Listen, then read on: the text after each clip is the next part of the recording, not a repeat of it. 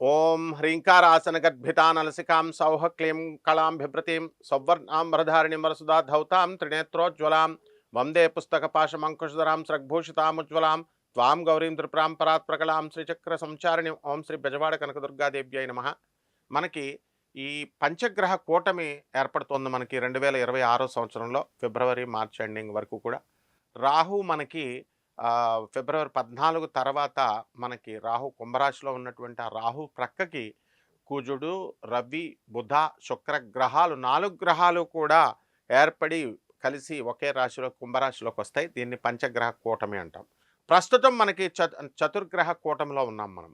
అంటే ఈ యొక్క రాహు కాకుండా రవి, కుజ, బుధ, శుక్ర గ్రహాలు మకర రాశిలో ఉన్నాయి. ఈ పంచగ్రహ కూటమి, ఈ చతుర్గ్రహ కూటమి ఏర్పడడం వలన మనకి ఒక్కొక్క రాశి వారికి ద్వాదశ రాశుల వారందరికీ కూడా ఒక్కొక్క రాశి వారికి విడివిడిగా ఏం జరగబోతోంది అన్నది ప్రొఫెసర్ డాక్టర్ ముల్లపూడి సత్యనారాయణమూర్తిని నేను మీకు తెలియజేస్తున్నాను.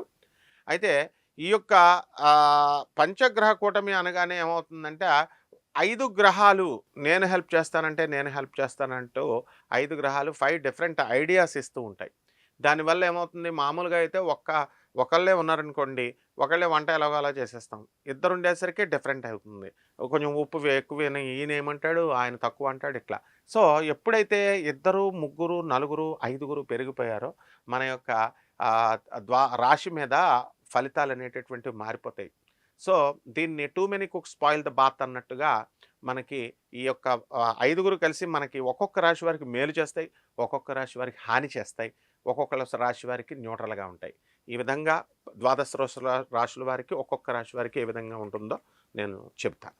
కన్యా రాశి, ఈ కన్యా రాశి వారికి అందరికీ కూడా మరి కుక్కల బాధ అనేటటువంటిది ఉంటుంది. కుక్కలు కరవడం, ఇలా ఈ యొక్క భర్తలతో కూడా మీరు పోటీపడి యుద్ధాలు చేసుకోవడం, భార్యాభర్తల మధ్య ఇద్దరు కూడా విముఖత ఉండడము, ఇలాంటివన్నీ కూడా జరుగుతాయి.